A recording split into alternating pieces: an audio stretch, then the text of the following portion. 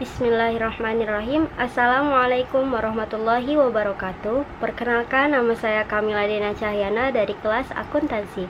Di sini saya akan menjelaskan manajemen beserta tahapan-tahapannya. Manajemen berasal dari bahasa Inggris, manajemen dengan kata kerja to manage yang secara umum berarti mengurusi. Manajemen terbagi menjadi 3, manajemen sebagai suatu proses, manajemen sebagai suatu kolektivitas manusia, manajemen sebagai ilmu dan seni. Manajemen suatu proses merupakan, menurut Giorgio Arteri, cara pencapaian tujuan yang telah ditentukan terlebih dahulu melalui kegiatan orang lain.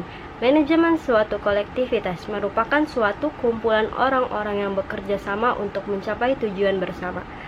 Manajemen adalah ilmu dan seni untuk melakukan tindakan guna mencapai tujuan. Manajemen sebagai ilmu adalah akumulasi pengetahuan yang disistematiskan atau kesatuan pengetahuan yang terorganisasi. Karakteristiknya tersusun secara sistematis, dapat dipelajari dan diajarkan menggunakan metode ilmiah, dapat dijadikan suatu teori, objektif dan rasional. Pentingnya manajemen. Pada dasarnya manajemen itu penting. Pekerjaan sulit untuk dikerjakan sendiri sehingga diperlukan pembagian tugas dan tanggung jawab dalam penyelesaiannya. Perusahaan dapat berjalan dengan baik jika manajemen diterapkan dengan baik. Manajemen yang baik akan mengurangi pemborosan, pencapaian secara teratur, mendorong kemajuan dan pertumbuhan secara kesinambungan. Fungsi-fungsi manajemen. Banyak para ahli merumuskan manajemen dalam bukunya. Giorgio Arteri merumuskan fungsi-fungsi manajemen dengan singkatan POAC. Planning, Organizing, Actuating, dan Controlling. Yang pertama, perencanaan atau planning. Perencanaan adalah proses dasar yang digunakan untuk memilih tujuan dan menentukan cakupan pencapaian. Perencanaan berarti mengupayakan penggunaan sumber daya manusia, sumber daya alam, dan sumber daya lainnya untuk mencapai tujuan. Fungsi perencanaan 5W1H. Apa tujuan yang hendak dicapai oleh perusahaan? Kenapa hal tersebut menjadi tujuan perusahaan? Di manakah lokasi yang paling pas untuk mencapai tujuan tersebut? Kapankah pekerjaan harus diselesaikan untuk mencapai tujuan tersebut? Siapa saja orang yang tepat untuk melakukan pekerjaan yang berkaitan dengan suatu perusahaan? Bagaimana cara yang paling tepat untuk melakukan pekerjaan dalam upaya pencapaian tujuan perusahaan? Jadi pada intinya, perencanaan memiliki fungsi untuk mencapai tingkat efektivitas juga efisiensi operasional perusahaan.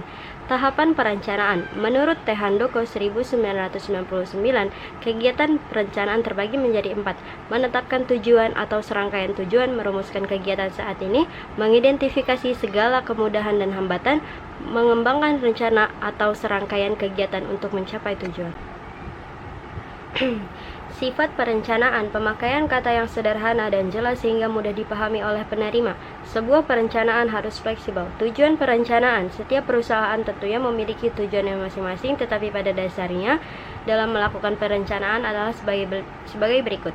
Demi mengantisipasi dan juga beradaptasi dengan berbagai perusahaan yang mungkin terjadi, dalam memberikan arahan kepada para administrator ataupun non-administrator agar bisa dapat melakukan tugas sesuai dengan rencana yang sudah dibuat, menghindari atau meminimalisir sebagai potensi terkait adanya tumpang tindih dan pemborosan dalam hal pelaksanaan pekerjaan, menetapkan suatu standar tentunya yang nantinya harus bisa digunakan dalam bekerja sehingga akan memudahkan proses pengawasan atau pemantauan.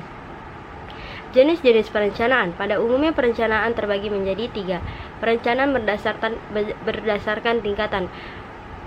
Rencana induk adalah suatu perencanaan yang lebih menekan pada kebijakan perusahaan, yang mana di dalamnya tercantum tujuan dan kurun waktu dan ruang lingkup yang lebih luas. Rencana operasional adalah suatu perencanaan yang lebih menekan pada pedoman atau petunjuk dalam hal melaksanakan sebagai program perusahaan. Perencanaan harian, perencanaan yang di dalamnya terdapat berbagai kegiatan yang lebih bersifat rutin. Yang kedua, perencanaan berdasarkan jangka waktu. Perencanaan dalam jangka waktu panjang adalah suatu proses perencanaan yang dibuat dan akan tetap berlaku dalam kurun waktu 10 hingga 25 tahun. Rencana jangka menengah, suatu perencanaan yang dibuat dan akan tetap berlaku dalam kurun waktu 5-4 tahun. Rencana jangka pendek, suatu perencanaan yang dibuat dan akan tetap berlaku dalam kurun waktu 1 tahun. Perencanaan berdasarkan ruang lingkup. Rencana strategis adalah suatu perencanaan yang di dalamnya memiliki penjelasan terkait kebijakan dalam kurun waktu yang lama dan waktu pelaksanaannya pun juga lama. Rencana taktis, suatu bentuk perencanaan yang di dalamnya memiliki penjelasan yang lebih bersifat pendek, serta mudah untuk disesuaikan dengan kegiatan selama tujuan masih lama. Rencana integrasi adalah suatu bentuk perencanaan yang di dalamnya memiliki penjelasan secara menyeluruh dan lebih terpadu. Organizing atau pengorganisasian. Definisi dari organisasi adalah sebagai sekelompok orang yang saling berinteraksi dan bekerja sama untuk mencapai tujuan bersama. Dari definisi tersebut menyimpulkan bahwa organisasi itu terdiri dari kerjasama sekelompok orang serta tujuan bersama. Pengelompokan kegiatan-kegiatan kerja suatu proses agar kegiatan-kegiatan yang sejenis dan saling berhubungan dapat dikerjakan bersama. Departementalisasi ada 5 bentuk umum. Yang pertama, fungsional, mengelompokkan pekerjaan berdasarkan fungsi yang dilakukan. Kedua, produk, mengelompokkan pekerjaan berdasarkan lini produk. Yang ketiga, geografis, mengelompokkan pekerjaan berdasarkan wilayah atau geografi. Yang keempat, proses, mengelompokkan pekerjaan berdasarkan proses arus produk atau pelanggan. Yang kelima, pelanggan, mengelompokkan pekerjaan menurut jenis pelanggan dan kebutuhan. Pembagian kerja. Perorganisasian merupakan pembagian kerja yang direncanakan untuk diselesaikan oleh anggota kesatuan pekerjaan.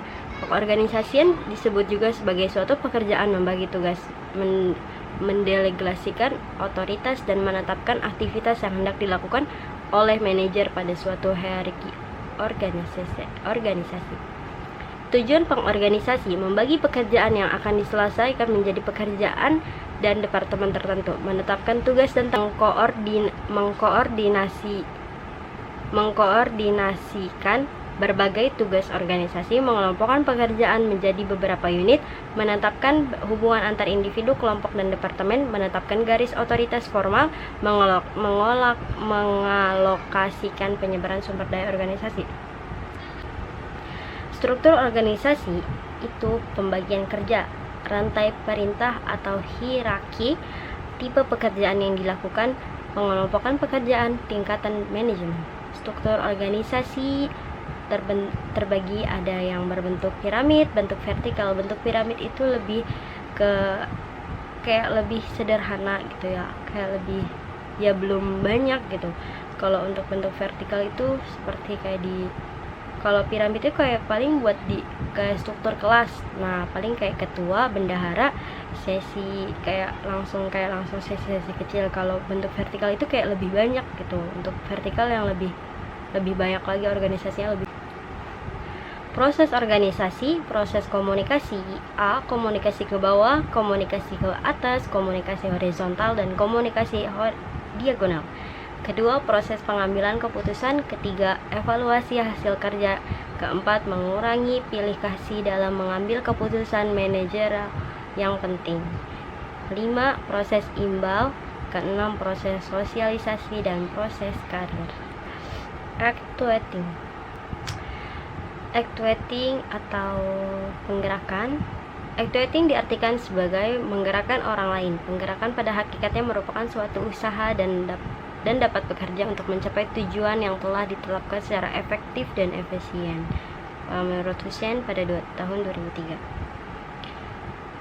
Actuating merupakan usaha menggerakkan anggota-anggota sekelompok sedemikian rupa hingga mereka berkeinginan dan berusaha untuk mencapai sasaran perusahaan dan sasaran anggota perusahaan. Tujuan actuating: menciptakan kerjasama yang lebih efisien, mengembangkan kemampuan dan keterampilan staf, menumbuhkan rasa memiliki dan menyukai pekerjaan, mengusahakan suasana lingkungan kerja yang meningkatkan motivasi dan prestasi kerja pegawai, membuat organisasi berkembang secara dinamis.